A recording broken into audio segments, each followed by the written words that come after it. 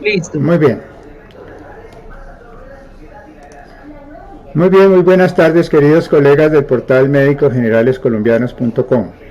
Mi nombre es Juan Pablo Poveda Medina, yo soy médico general, orgullosamente un médico general colombiano.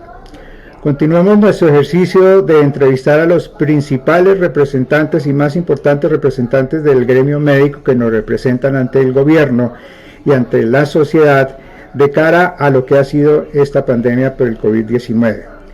Representación que se ha vuelto prácticamente un defendernos, ya que son muchas las situaciones en las que nuestros representantes han tenido que elevar su voz de protesta ante situaciones que contradicen lo que debe ser una buena relación al gremio médico y al gremio de la salud. El día de hoy tenemos una invitada súper especialísima. Se trata de la doctora Carolina Corcho, quien es médica psiquiatra y actualmente es la vicepresidenta de la Federación Médica Colombiana. Doctora Carolina, muy buenas tardes. Muy buenas tardes, doctor Poveda. Muchas gracias por esta invitación y un saludo muy especial a los colegas que nos ven. Muy bien, doctora Carolina, nos ha inquietado tratar de entender un poco cómo es que funciona esta interrelación que existe entre las distintas asociaciones o gremios que nos representan y el gobierno nacional, porque muchos de los médicos inscritos en nuestro portal manifiestan como inquietud en el sentido de que perciben de que aparentemente no tienen muy buena comunicación primero entre sí las diferentes sociedades científicas, al punto de que no sé si están logrando hacer un trabajo coordinado, conjunto. Lo que se percibe es que en algunas cosas trabajan de manera coordinada y conjunta, pero en otras trabajan como en solitario, cada una por separado. Y por otro lado, percibir qué tanta audiencia logran en las distintas instancias del gobierno que fundamentalmente son el Ministerio de Salud y la Presidencia de la República. Todas las tardes tenemos al presidente de la República a las 6 de la tarde dando su informe de su parte de lo que, como viene evolucionando la pandemia, pero son realmente muy pocas, muy poquitas. Realmente ahora que lo pienso, son muy poquitas las veces en que encontramos allí a las 6 de la tarde a uno de nuestros representantes. De tal manera que, pues esa es la pregunta, ¿cómo ha sido ese trabajo de los distintos actores del gremio médico que nos representan en el trabajo frente a esta pandemia con el gobierno? Bueno, muchísimas gracias por la pregunta. Lo primero que hay que decir es que el gremio médico tiene una diversidad muy amplia. Es un gremio que ha iniciado un proceso de unidad que viene más o menos hace 10 años a partir de la concepción de la ley estatutaria en salud, que se constituyó a partir de un organismo denominado la Gran Junta Médica Nacional, donde se aglutinan las principales agremiaciones médicas de carácter nacional. Eso es muy importante. Esa junta médica sigue funcionando. Allí participan las principales agremiaciones de carácter nacional y continúa en su objetivo central, ¿cuál es? La reglamentación e implementación de la ley estatutaria que supone una reforma estructural al sistema de salud en Colombia. La pandemia ha desnudado las debilidades de este sistema de salud y el gremio médico ha logrado una unidad más importante que estar todos juntos o haciendo lo mismo. Es una unidad de propósito de política pública. O sea, tener como referente la ley estatutaria de salud es muy importante. Ahora, cada agremiación tiene un énfasis distinto, en el sentido de que cada agremiación tiene unas funciones públicas diferentes a la otra y desde esa perspectiva trabaja. Por ejemplo, el Colegio Médico Colombiano es una agremiación que se encarga de todo el tema de las tarjetas profesionales y los registros médicos. La Federación Médica Colombiana es el órgano encargado de los tribunales de ética médica para la autorregulación de los médicos y todo el tema gremial, es el tema gremial de los médicos. ASMEDAS es una organización de carácter sindical, como es la Federación de Sindicatos Médicos. La ANIR tiene un énfasis en la población de los residentes y la COME en los estudiantes y las sociedades científicas, como su nombre lo dice, en asuntos de los especialistas más del carácter de lo técnico y lo científico. Entonces es natural que cada una, por el énfasis específico que tenga, pues ejerza su énfasis al margen de las otras, pero lo importante es que se tiene una unidad de criterio frente a aquello que se denomina la ley estatutaria. Ahora, perfecto. ¿Cómo es el tema de la interacción con el gobierno en la pandemia? Así es. El problema no es las agremiaciones, el problema es para el gobierno. El gobierno desafortunadamente ha optado por no asesorarse para la toma de decisiones de política pública en la pandemia de los sectores médicos y las agremiaciones.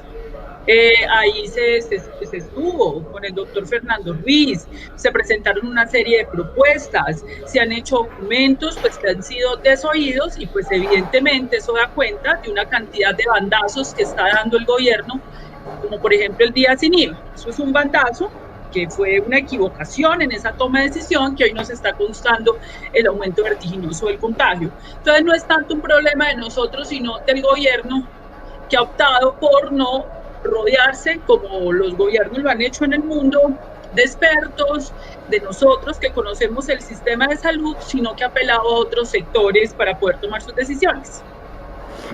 Sí, perfectamente, sí, al gobierno, digo yo, se le llena un poco la boca diciendo que han sido asesorados por las distintas organizaciones médicas que nos representan en Colombia, como para buscar una especie de respaldo en la opinión pública, pero a la hora de la verdad, a la hora de acatar las recomendaciones que sabemos han hecho las distintas organizaciones médicas, como que no lo hacen tanto, ¿no le parece, doctora?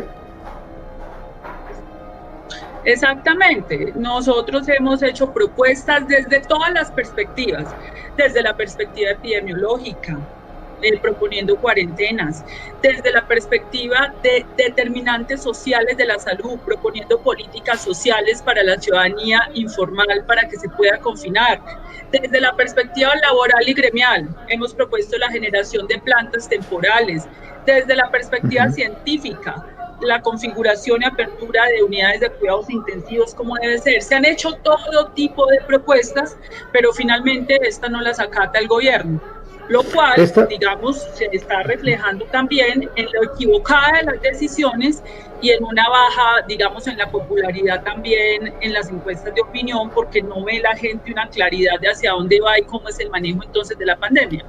Así es. Esta mañana que entrevistábamos al doctor Gustavo Quintero, presidente de Ascofame, él se sentía un poco, no sé cómo decir, dolido tal vez, o incómodo, en el hecho de que el gobierno cada rato hace referencia al John Hopkins y a otras organizaciones cuando como buscando el soporte científico en ese tipo de organizaciones extranjeras, cuando aquí y él lo conoce de primera mano, existe un excelente recurso humano en salud, científico, profesional, que sobradamente pueden hacer lo mismo o más que el John Hopkins en materia de asesoramiento a un gobierno como el colombiano.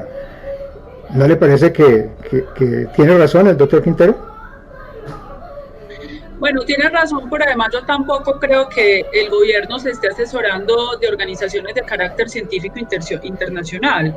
Yo creo que las decisiones que están tomando frente a la pandemia están guiadas más es por los intereses de los gremios económicos a nivel nacional e internacional, no tanto por los intereses del gremio médico-científico ni nacional ni internacional. Entonces, evidentemente, pues esto tiene unos costos. Los costos se están pagando ahora cuando no tenemos una política clara frente a la apertura de las UCIs, no tenemos una política clara frente a quién va a manejar los respiradores, porque pues creíamos que el problema era comprar el respirador.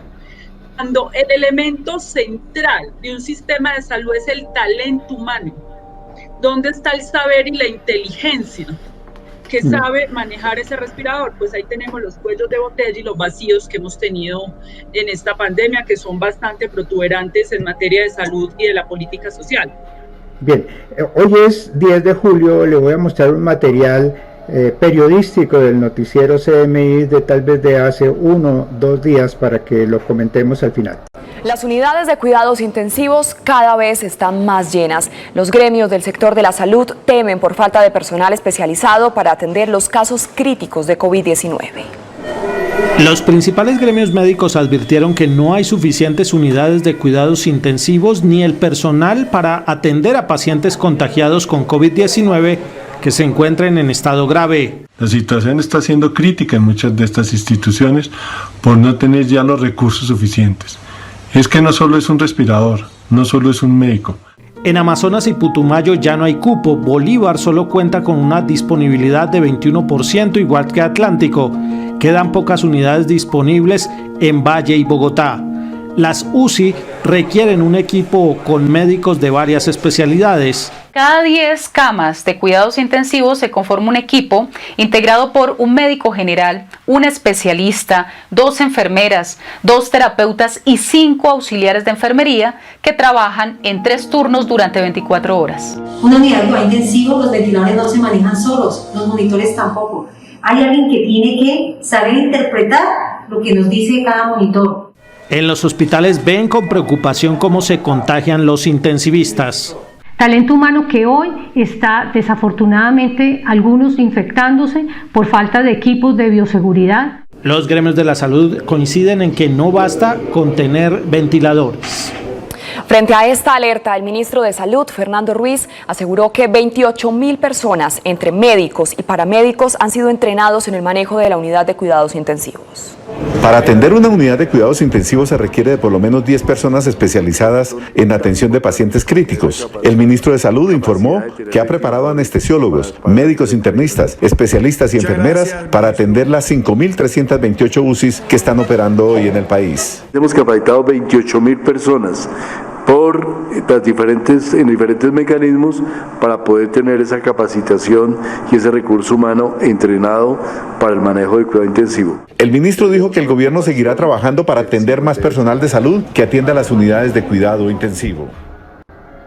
Muy bien, ¿y cómo le parece a usted la nota? ¿Qué observación tiene, doctora Carolina? Pues evidentemente aquí hay un contrasentido entre lo que han expresado los diferentes representantes de los gremios de la salud y lo que plantea el ministro, que connota un profundo, o sea, a nosotros nos asombra porque el doctor Ruiz es médico, connota un profundo desconocimiento de lo que es la formación de un especialista en Colombia y el manejo de cuidados intensivos. Plantear que hemos formado en 2 meses 28.000 personas, médicos y paramédicos para manejar las UCIs, da cuenta de ese desconocimiento, en tanto un intensivista es una subespecialidad de varias especialidades médico-quirúrgicas que son anestesia, cirugía, medicina interna, neurocirugía, inclusive ginecología, o es un programa de 4 años para un médico general. Luego decir que con un curso de 8 horas escasamente usted puede formar a alguien para poder manejar pues una unidad de cuidados intensivos es un desconocimiento profundo. En Colombia hay 1.200 intensivistas. Ellos mismos han expresado que no puede ser reemplazado sino solo parcialmente por otro especialista. Ese otro especialista por el que podría ser reemplazado es un especialista que podría ser principalmente y prioritariamente un internista, pero con años de experiencia en UCI. Tiene que demostrar una experiencia que no se obtiene en un curso online otorgado ni siquiera por el ministerio, porque estos cursos y estas capacitaciones para poder, digamos, nivelar el consenso sobre el conocimiento del SARS-CoV-19 en el mundo lo dio la Asociación Colombiana de Medicina Crítica, la ANSI. Entonces, pero este curso no forma intensivistas. Eso es demasiado impreciso, genera confusión ante la gente, ante la comunidad. Pero aparte de eso, para usted atender una unidad de cuidados intensivos, donde necesita bombas de infusión, donde usted necesita una milimetría en el manejo de medicamentos de muy alta complejidad, porque usted tiene que manejar comas inducidos, falla multisistémica, ahí puede haber inclusive falla renal, usted necesita diálisis, necesita otro tipo de especialistas. Esto es un recurso humano muy amplio que pasa por el intensivista, pasa por otro médico especialista, internista o anestesiólogo con experiencia, pasa por médicos generales también con experiencia en cuidados intensivos, enfermera jefe intensivista, terapeuta respiratoria, fisioterapeuta, auxiliares de enfermería, un intensivista por cada 10 camas, por cada 2 pacientes un auxiliar de enfermería, una jefe de enfermería por cada 5. El apoyo del intensivista es un internista o una experiencia en cuidados intensivos. Entonces entendamos que esto no es un asunto, este es el cuidado de la vida, esto es altamente especializado. El manejo de estos aparatos no es fácil. Entre más... Sí, dime. Discúlpeme, es que quería preguntarle una cosa. Hace 4 meses, cuando empezamos con la cosa de la pandemia, el confinamiento, etcétera, etcétera, se repetía mucho la frase es que tenemos que aplanar la curva, y la gente se preguntaba ¿para qué tenemos que aplanar la curva? Y la respuesta era es que tenemos que darnos un compás amplio de espera para poder prepararnos para la pandemia, y por eso porque si no vamos a colapsar en el sistema de salud. Es decir, se tomaron medidas como para adelantar acciones que nos permitieran estar preparados para el momento en que ya el virus se soltara, como estamos actualmente. De tal manera que perdimos el tiempo, nos confinaron, nos dijeron que era que se estaba el gobierno preparando para la pandemia. Uno se imagina que es que estaban haciendo esa capacitación de ese personal en todas esas áreas de profesionales de la salud, trayendo los ventiladores, que era más que todo lo que estábamos viendo, que era que la consecución se ha vuelto muy difícil y se preveía que se iban a utilizar muchos ventiladores, pero ahora ya llegamos a ese punto. Hoy estamos a 10 de julio, estamos 4 meses de pandemia en Colombia, estamos en ese punto en el que ya las unidades están todas por encima del 80-85%, y entonces resulta que no hay suficientes respiradores, que es que no llegaron, que es que sí sirvieron, que es que no sirvieron, que es que los profesionales no hay suficiente personal para capacitado en unidades de cuidado intensivo. Por eso es mi pregunta. Perdimos, digo yo, no solamente el gobierno, sino los gremios médicos, todo este tiempo de 4 meses que supuestamente nos estábamos preparando, y por eso que había que aplanar la curva, dando ese margen de espera.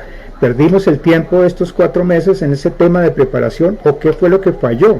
¿Cómo analiza usted, doctora Corcho, esta situación que le planteo? Bueno, lo primero es que aquí se ha inducido un error. Aquí se ha planteado que es que se hizo la cuarentena para preparar el sistema de salud. Ese no es el objetivo central de hacer una cuarentena. El objetivo central de una cuarentena es la supresión del virus, es decir, es evitar el contagio, evitar el contacto social para que se propague el virus y no colapse rápidamente el sistema de salud, porque evidentemente la situación que tenemos con el coronavirus es que si la gente va llegando graneadita, por decir algo, pues se va a ir atendiendo, pero si todos salimos a la calle y llega por sopetón en masa mucha gente, las unidades de cuidados intensivos se va a colapsar. Ese es el principal objetivo de la cuarentena. Segundo, se supone que en ese momento también se tenía que preparar lo que se podía preparar del sistema de salud en ese tiempo. Usted no puede pretender que un sistema de salud cuyo 40% de la población colombiana no tiene hospitales bien dotados, una unidad de cuidados intensivos requiere manejo de oxígeno. Y hay solamente el 65% de los hospitales en Colombia tiene oxígeno, es decir, hay asuntos muy estructurales que usted no va a resolver en 4 meses, pero usted sí tenía que hacerlo mejor que si hubiera podido hacer en esos meses para mejorar lo que era posible mejorar en ese tiempo, y tampoco se hizo. ¿Qué era lo que usted tenía que mejorar en ese tiempo? Lo que usted tenía que mejorar en ese tiempo era por lo menos sanear financieramente, hacer los giros directos para sanear financieramente un sistema de salud en cuyas clínicas y hospitales hay un déficit que supera los 15 billones de pesos y hay unas deudas con el personal de la salud enormes, algunas que superan un año. Lo segundo que usted tenía que haber hecho era haber hecho una política de elementos de bioseguridad para el personal de la salud, para que no se le mueran los intensivistas, pues porque imagínate, porque en este momento no podemos contar con los 1.200 intensivistas, en Bogotá ya se han muerto 2. Hay varios hospitalizados. Entonces, ese recurso humano es muy valioso, la vida humana es muy valiosa. Obviamente cualquier muerte debe ponernos triste, pero un intensivista responde por la vida de mucha gente. Entonces había que hacer una política de bioseguridad que se la propusimos al gobierno. Haga un recaudo de recursos, haga compras centralizadas de material de bioseguridad para proteger a todo el personal de la salud por lo menos un año, con economía de escala. Tampoco se hizo. En la última encuesta de la Contraloría, el 50% de los trabajadores de la salud seguimos comprando de nuestro bolsillo el tema. El otro tema que usted tenía que aprovechar era el testeo. La Organización Mundial de la Salud ha dicho, para poder hacer supresión tiene que hacer test y más test. Por cada caso positivo usted tiene que hacer 100 pruebas más. Tiene que hacer rastreo y aislamiento de contactos para evitar la propagación. Y para usted hacer eso necesita algo que se desmontó en la Ley 100 en este país, un enorme equipo sanitario, por lo menos 5.000 equipos sanitarios, 5 por 4, 20.000 salubristas, entre técnicos, auxiliares de enfermería, epidemiólogos en todo el país, haciendo esa detección. Pues aquí se dijo que las EPS iban a hacer eso, pero pues a ver, no lo están haciendo. Entonces, y tampoco se hizo, digamos, esa contratación porque los recursos los hay. Tampoco se le dio liquidez al sistema de salud. De 7 billones que prometieron, el informe fiscal de la Universidad Javeriana dijo que no se habían podido, solamente se habían girado 0.9 billones. Entonces tampoco se dio liquidez fiscal al sistema de salud. Asuntos que se podían hacer en el corto plazo no se hicieron, porque hay unos estructurales que usted no va a resolver. Usted no va a resolver formar un intensivista en 5 meses, pero usted sí puede tener una planeación del recurso humano. Le advertimos al ministro, haga una planeación de qué recurso humano tiene usted, porque eventualmente un intensivista en una modalidad semipresencial puede asistir a un grupo de internistas y anestesiólogos y se puede, digamos, dar una respuesta adecuada en el ex artis médico con todas las consideraciones éticas, pero eso necesita una planeación estratégica a nivel nacional, un mando unificado del sistema de salud que permita hacer esas proyecciones de acuerdo a las proyecciones epidemiológicas de mortalidad. No se hizo, apenas el día de hoy el ministerio acaba de mandar un borrador donde va a solicitar apenas a las clínicas y los hospitales que les digan qué recurso humano tienen. Es decir, pasamos 4 meses y apenas hoy le van a preguntar a las clínicas qué tenemos para poder atender las UCI de los respiradores que ya compramos, cuando ya hay varios enfermos, porque tampoco se dio la protección de bioseguridad. Es un manejo muy indefendible. Usted ha hecho un resumen espectacular de la situación que yo quiero resumir en una imagen. Es la siguiente. Usted conoció el caso. Es el caso de un médico general que atendía en el Hospital San Francisco de Asís en el Chocó, y que se murió de COVID, y que algunas semanas antes había advertido de la grave situación por la que iba a pasar, y que efectivamente está pasando el departamento del Chocó, pero con un dato muy grave adicional, y es que a este médico, como a todos sus demás compañeros, que además de los 15 se infectaron 9, además les estaban debiendo 5 meses de salario.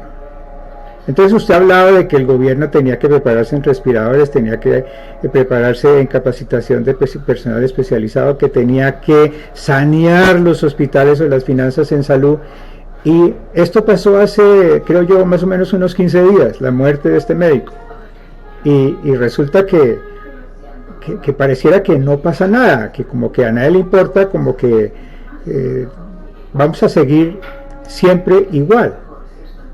¿Qué tenemos que hacer para que estas situaciones, con lo que ocurrió con este médico, no se vuelva a repetir, ni siquiera que se vuelva a repetir, que se corrijan las situaciones que desencadenaron el contagio de este médico y todos sus demás compañeros, y la muerte finalmente de este médico, por deficiencia en la planeación de la situación del manejo de la pandemia? ¿Qué hay que hacer desde el punto de vista de los gremios? ¿Qué deben hacer los gremios para que se corrijan las situaciones, todas muy anormales, que se vienen sucediendo y que, como usted lo dijo en un principio, se desnudaron con ocasión de la pandemia? Porque es que esto no está pasando desde ahora, esto viene pasando, y usted y yo lo sabemos, desde hace muchísimos años.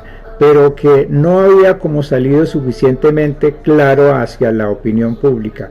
Con ocasión de la pandemia se desnudó la situación y ahora para nadie es un secreto el maltrato laboral, la falta de autonomía del personal de la salud, que considero son los dos elementos fundamentales de los que hemos perdido, es autonomía y un trato laboral digno y justo. ¿Qué opinión le merece esta situación del médico en Chocó, que murió, que le debían 5 meses de salario? Esa es la situación de la mayoría de los trabajadores de la salud. Las condiciones, nosotros en un 80% estamos bajo formas de contratación que no corresponden al contrato laboral y a todos los derechos que tendríamos que acceder nosotros como trabajadores con el contrato laboral. Aparte de eso, evidentemente, como lo afirmamos nosotros, el 80% en la última encuesta que hizo la Federación Médica Colombiana, no tenemos los elementos de protección personal completos, que eso también es lo que plantea el médico. Y la afirmación, digamos, de la Contraloría es fulminante en el sentido de que solo el 8% del personal de la salud en Colombia ha tenido una prueba COVID-19, cuando todos deberíamos ser testeados, y quienes tienen mayor exposición en los servicios de urgencia, en los servicios de unidades de cuidados intensivos, tendrían que tener siquiera una prueba semanal para poder hacer la prevención y detección de este tipo de patología y poder intervenirla. Es muy lamentable, evidentemente a nosotros nos toca seguir insistiendo. Nos toca seguir insistiendo desde un movimiento de opinión pública. Nosotros estamos en el centro de este debate.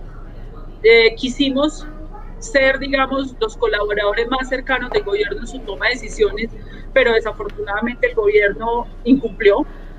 Lo primero que los gremios le dijeron fue, el doctor Quintero puede dar fe de eso, nosotros graduamos los médicos internos para tener disponibilidad de recursos humanos y se pueda contratar para poder apoyar, y los graduaron y nada pasó, no los contrataron. Entonces, evidentemente, nosotros desde la sociedad civil nos toca seguir insistiendo, no solamente al gobierno, porque nosotros también nos podemos dirigir a otras instancias del Estado, como la Corte Constitucional, como el Congreso de la República, como las distintas instancias regionales. Nosotros recientemente acabamos de pasar una propuesta a la gobernadora del Atlántico y al alcalde de Barranquilla, porque Barranquilla y el Atlántico se salió, digamos, de los estándares y está en una crisis humanitaria por el crecimiento de los contagios del COVID. Mandamos una propuesta concreta, porque nosotros somos propositivos y constructivos, digamos, ese siempre ha sido nuestro propósito, sin abandonar la crítica respecto a lo que nos está ocurriendo. La situación no ha sido bien manejada, eso es evidente, y eso lo vemos ahora en el colapso que tenemos. Entonces, vamos a seguir insistiendo, y yo creo que en eso hay una unidad de cuerpo. Cuando tú ves las entrevistas de todos los dirigentes gremiales en televisión, todos apuntamos hacia lo mismo. Tú difícilmente vas a ver a alguien que se aparte de la línea de exigencia y de solicitudes que nosotros estamos haciendo. Entonces, en ese sentido, yo creo que esa es la tarea que nos corresponde. Miren, doctora, vamos a hacer un pequeño cambio de tercio, digo yo, y para eso le he traído la siguiente imagen. Usted reconoce, es el momento en el que se radica el proyecto de ley estatutaria en la Secretaría General del Congreso, en donde pues están todos los representantes del gremio médico, 5, 6, 7 organizaciones y sus cabezas están allí presentes, junto con el ministro, el presidente y el congresista Roy Barreras.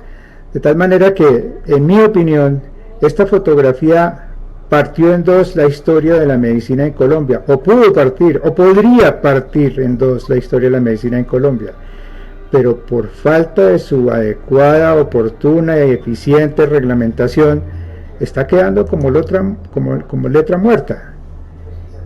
¿Por qué no se ha logrado reglamentar esa ley que aliviaría o corregiría en mucho todas las dificultades que se nos están presentando ahora durante la pandemia? Bueno, le cuento que en esa foto yo estaba allá atrás con el doctor José Félix Patiño. Yo en ese momento era la presidenta de la Asociación Nacional de Internos y Residentes. Yo no salgo ahí porque estaba por fuera. No ve. No salgo ahí, pero estábamos con el doctor José Félix Patiño Eso fue un desayuno con el presidente de la República, en donde el ministro de Salud en ese momento, Alejandro Gaviria, se oponía a la ley estatutaria, y el senador Roy Barreras logró convencer con el doctor José Félix Patiño al presidente que él personalmente la radicara. En Colombia solamente ha habido 2 leyes radicadas por el propio presidente de la República: la ley de víctimas y la ley estatutaria de salud. Obviamente esto empieza un trámite muy complejo en el Congreso de la República. Esto es un debate muy duro porque pues evidentemente la decisión del ministro de Salud era controvertir los elementos centrales de esta ley a través de un nuevo proyecto de ley por la Cámara de Representantes. Esta ley, cuando sale del Congreso de la República, no sale como nosotros queríamos. Eso nos angustió, nos preocupó mucho, inclusive dividió mucho las posturas del gremio médico. Sin embargo, como es una ley estatutaria, se fue a control de constitucionalidad a la Corte Constitucional, que es considerada uno de los tribunales constitucionales más progresistas del mundo en materia de salud. Los logros que nosotros hemos tenido en materia de salud ha sido fundamentalmente gracias a la sociedad civil colombiana, a la ciudadanía que pone las tutelas y a la Corte Constitucional colombiana. Es la institución realmente a la que nosotros le debemos los avances sobre eso, y la Corte Constitucional moduló en un sentido bastante progresista esta ley. Esta ley tuvo muchos problemas para sancionarse. Estaba llena de micos. ¿Qué? Estaba llena de micos. Estaba llena de micos, pero la Corte los enderezó. Tuvo muchos problemas para sancionarse porque cuando la Corte endereza los micos que había introducido el ministro de Salud en la Cámara de Representantes, el ministro aconseja al presidente no sancionar la ley. Sin embargo, el presidente de la República en ese momento no podía contrariar la Corte porque iniciaba el proceso de paz con las FARC-EP, de la cual él dependería mucho de esa institución. Y como sociedad civil nosotros procedimos a instaurar una acción jurídica, porque cuando una ley que ya pasó por el Congreso no la sanciona el presidente, la debe sancionar el presidente del Senado en representación del pueblo colombiano.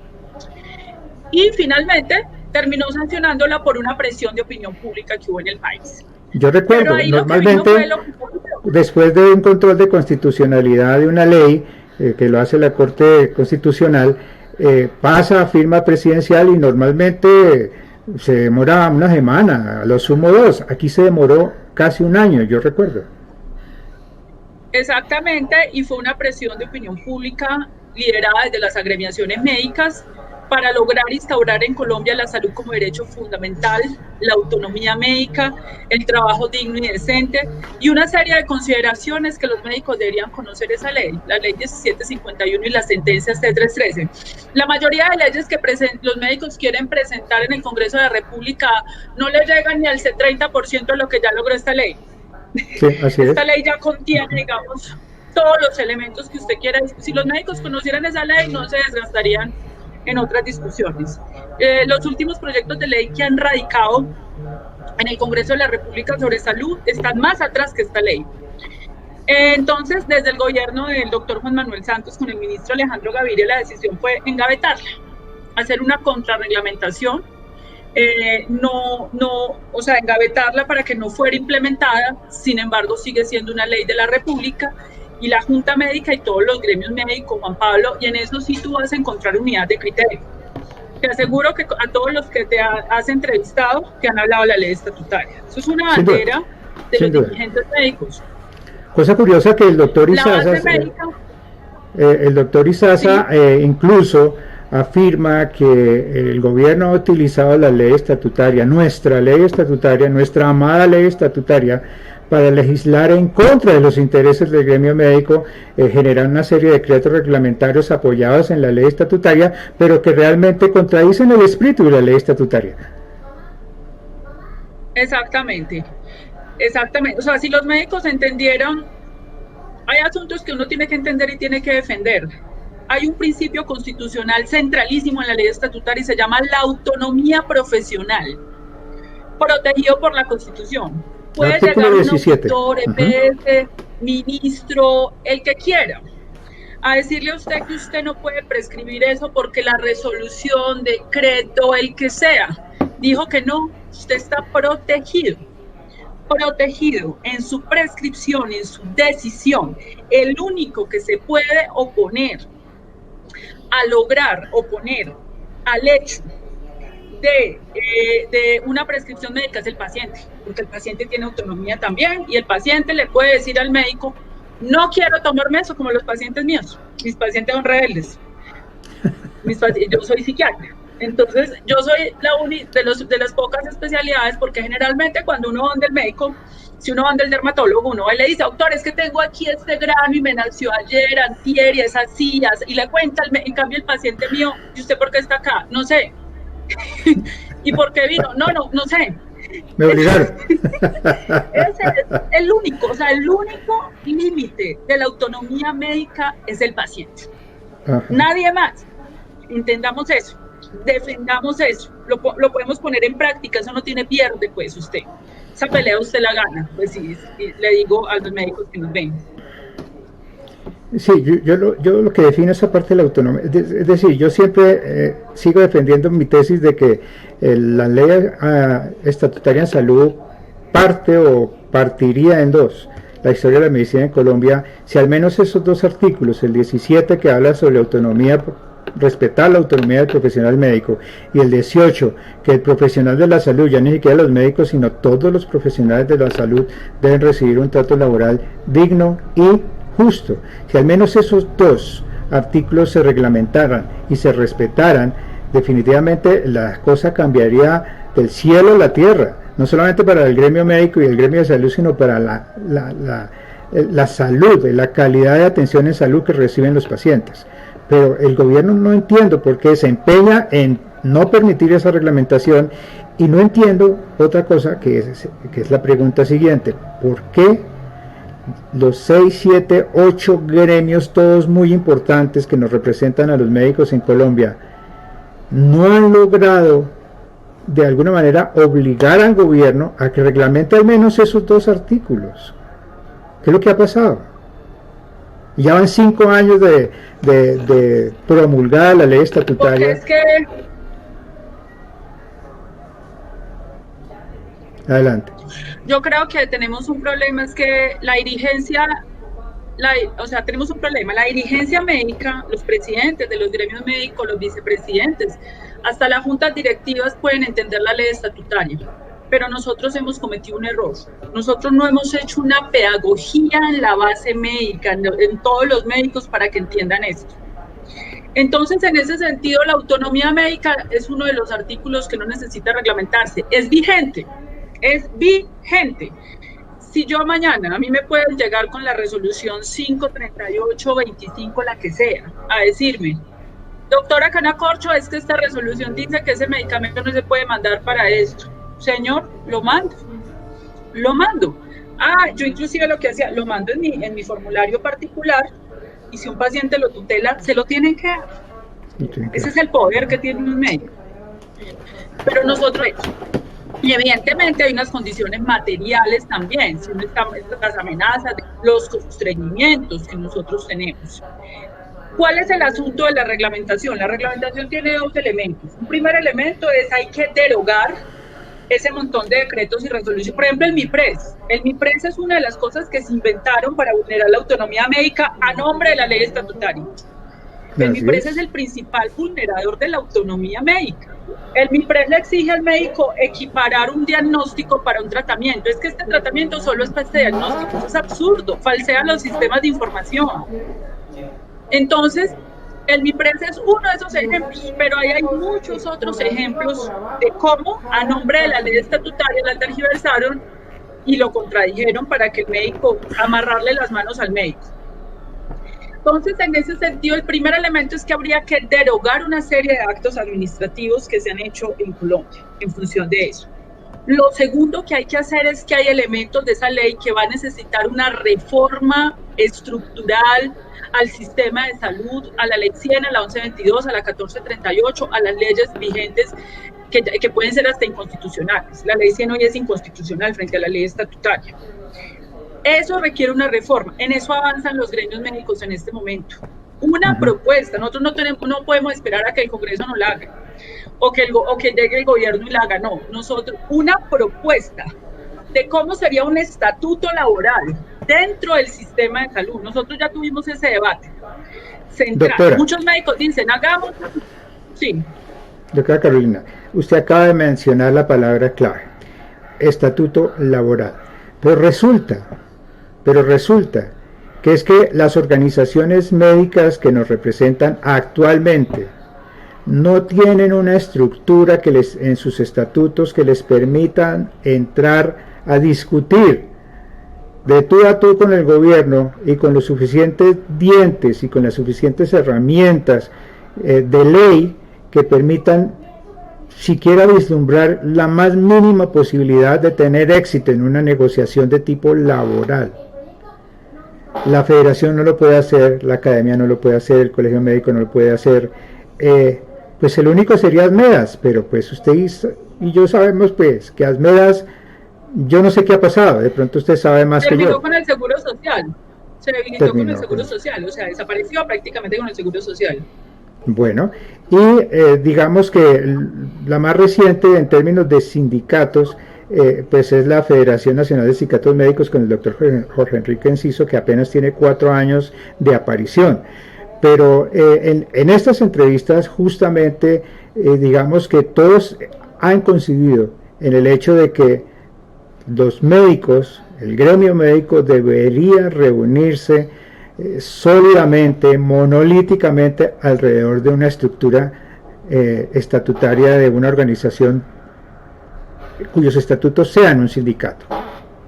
Y es así como incluso entiendo que fue el doctor Sergio Izaza que dijo que había que revivir la AMC, que hace 20-25 años no tuvo sino su gran inauguración, su gran nacimiento, pero después de esa bonita inauguración no pasó nunca nada más.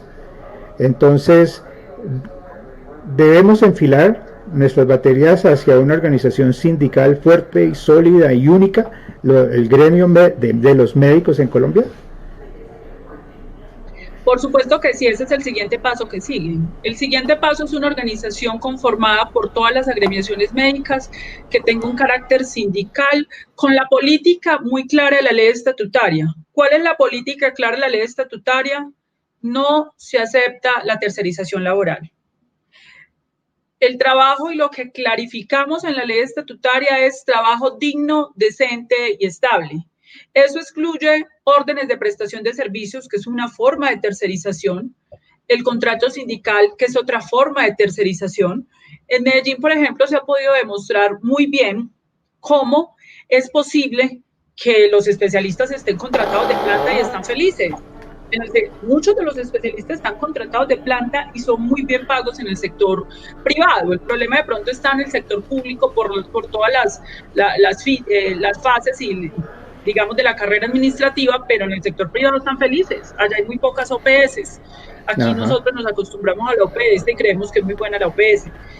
No la tercerización laboral. Eso es la ley estatutaria. La ley estatutaria no admite esas figuras. Por eso todo proyecto de ley que se presente en ese sentido, como varios que en este momento en el Congreso de la República son inconstitucionales respecto a la ley estatutaria y el Código Sustantivo del Trabajo. Eso tiene que ser un acuerdo político muy claro. Nosotros no podemos hacer un sindicalismo que contemporice con una de las formas de explotación de los médicos y los trabajadores de la salud, porque las EPS por un lado y la tercerización por otro es una de las formas de explotación de los médicos. Doctora, pero es que ocurre en Colombia y particularmente al interior de nuestro gremio, y usted y yo lo sabemos, que la sola palabra de sindicato, de sindicalismo, de sindicalista, tiene como muchos detractores, tiene como un estigma alrededor, es la palabra de que eso suena como a izquierda y aquí yo nunca he sido de izquierda y como suena como a feo, que porque es de izquierda y decía yo en otra entrevista, yo me considero una persona más bien con tendencia hacia la derecha, pero y cuando les digo a los colegas médicos generales es que la solución es un sindicato, creen que me estoy volviendo loco, porque si tengo tendencia a la izquierda, ¿cómo es que voy a hablar de sindicatos que eso tiene el estigma de que es de izquierda? Y por otro lado, hace algunos años descubrí que los países industrializados, desarrollados, el 75% de su fuerza médica está sindicalizada y que en Colombia en comparación a estos países, Colombia como país subdesarrollado únicamente como el 5 o 6% de su fuerza laboral está sindicalizada. Entonces lo primero, tendríamos que derribar un estigma que hay alrededor de esa palabra sindicato, sindicalismo, sindicato y tomar conciencia o tomar ejemplo de que esos países desarrollados, el 75% de la fuerza laboral está sindicalizada frente a un país subdesarrollado que apenas con el 5 o 7% de su fuerza laboral sindicalizada. ¿Cuál sería entonces la pregunta? ¿Cuál sería entonces el paso que tenemos que dar el gremio médico y en qué momento podemos estar dando ese primer paso en esa dirección? Bueno, lo primero es que yo creo que cada vez los médicos se dan más cuenta de la precarización, inclusive los especialistas que no se consideraban trabajadores. Esa categoría del trabajador no existía, el médico y los trabajadores. Cada vez se dan más cuenta de la precarización a la que están siendo sometidos. Entonces yo creo que cada vez es más fácil hablar de sindicalismo, porque el problema no se resuelve de manera individual, se resuelve de manera colectiva. Eso lo tienen que entender los médicos. Evidentemente tiene que haber un proceso de formación en los médicos.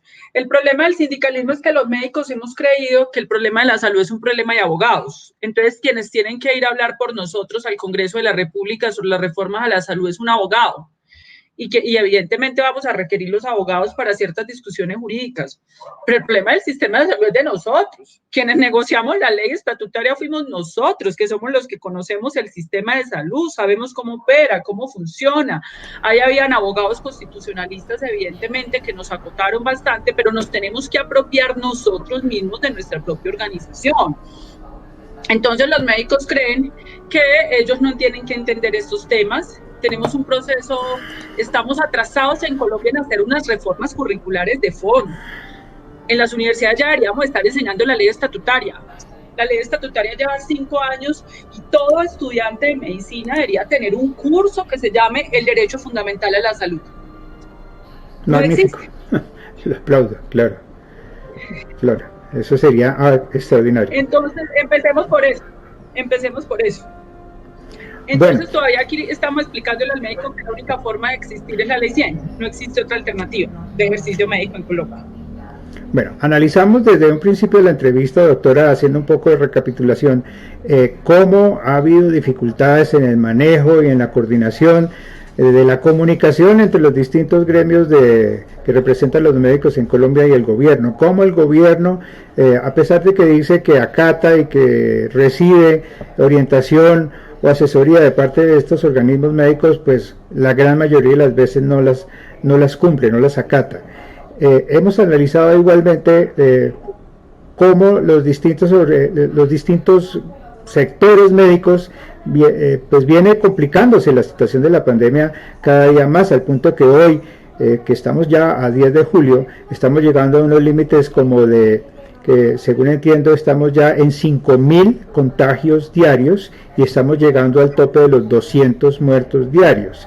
De tal manera, y finalmente entonces vimos cómo tenemos una herramienta muy útil que es la ley estatutaria, que tampoco ha sido posible ponerla a funcionar en todo su esplendor, porque si lo hiciéramos realmente lograríamos grandes avances. Hay un tema que a usted le ha gustado mucho y es el tema que voy a ilustrar con la siguiente fotografía también. Es el tema de la presentación de la ley de internos y residentes.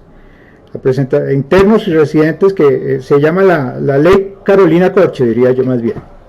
Usted recordará que, es decir, todos tenemos que reconocerle a usted el entusiasmo, el empuje, la fuerza, la persistencia que tuvo para lograr sacar adelante esta ley de internos y residentes. Yo sé que le debió haber costado sangre, sudor y lágrimas, como dicen por ahí, pero con esta ley volvió a ocurrir algo muy similar, me parece a mí, que lo que vino ocurriendo con la ley estatutaria promulgada hace 5 años.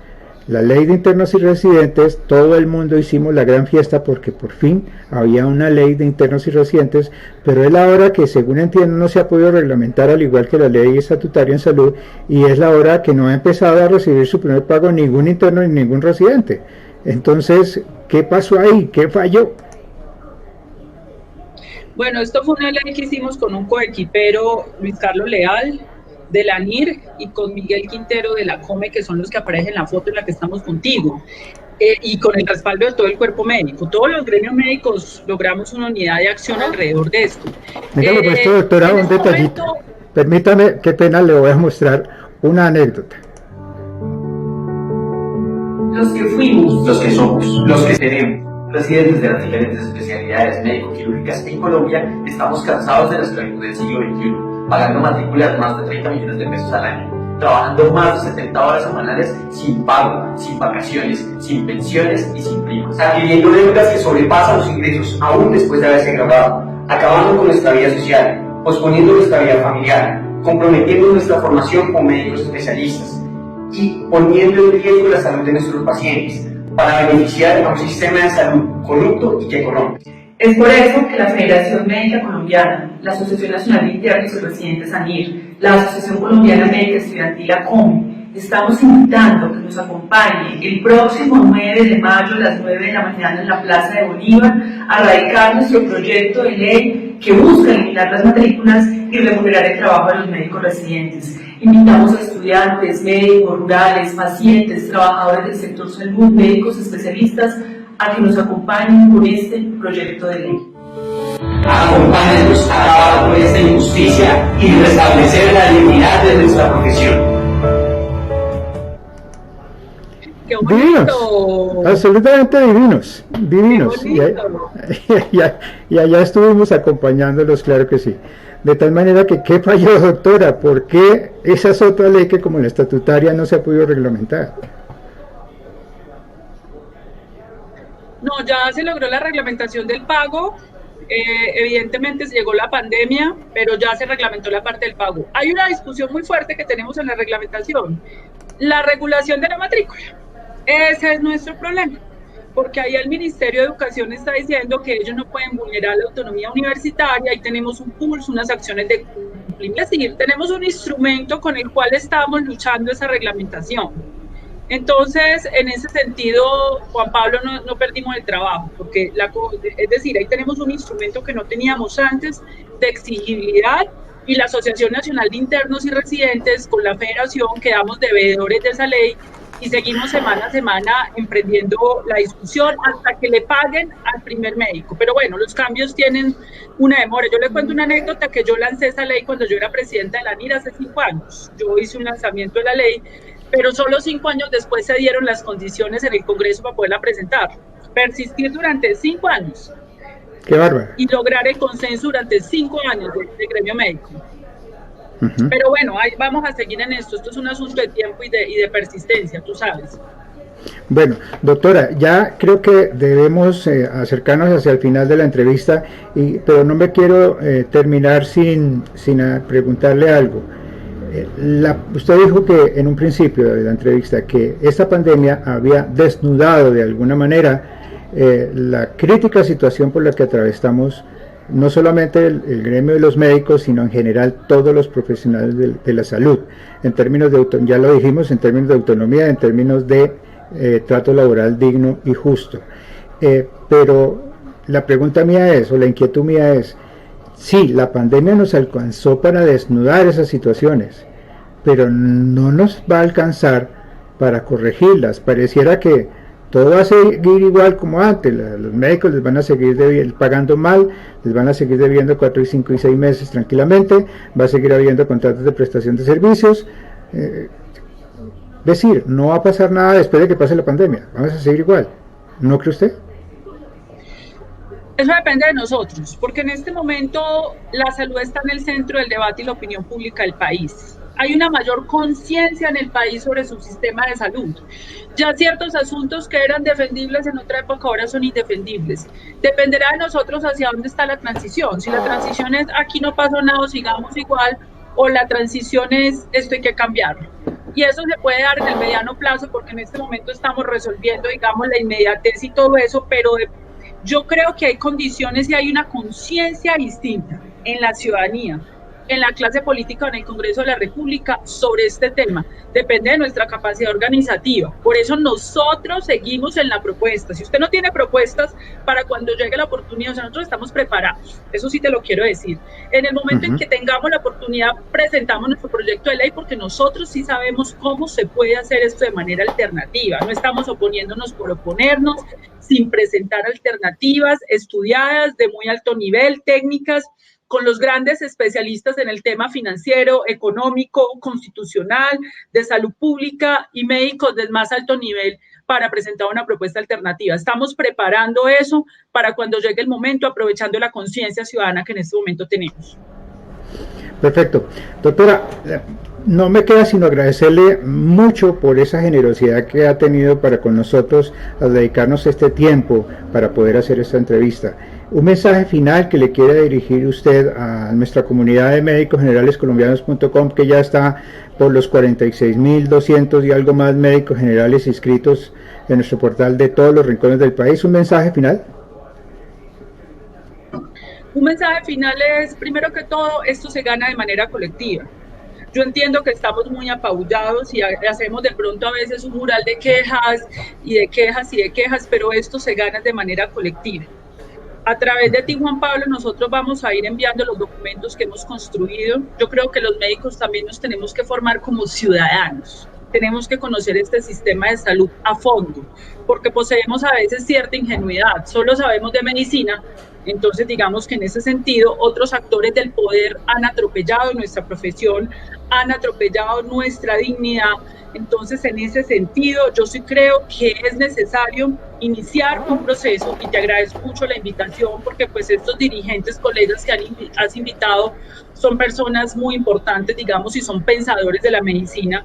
Además, porque nos ayudas a acercarnos también a las bases, que muchas veces las bases médicas dicen, estos son unos burócratas. A mí me lo dijeron y los he enfrentado. Yo, ¿cómo así que burócrata? A ver, demuéstremelo. Yo soy médica, vivo de la psiquiatría, trabajo, hago urgencias, hago atención de pacientes y además me toca, hago todo este tema gremial. Entonces es aprender a ser propositivos, constructivos, estudiar y entender el país también para saber cómo es que vamos a transformar este sistema de salud y transformar nuestras propias vidas. Ese es el mensaje final. Genial, muchísimas gracias. Pues nuevamente le damos las gracias a la doctora Carolina Corcho, vicepresidenta de la Federación Médica Colombiana. A ustedes, mis queridos colegas, pues espero les haya gustado esta transmisión. Los invitamos a una siguiente oportunidad.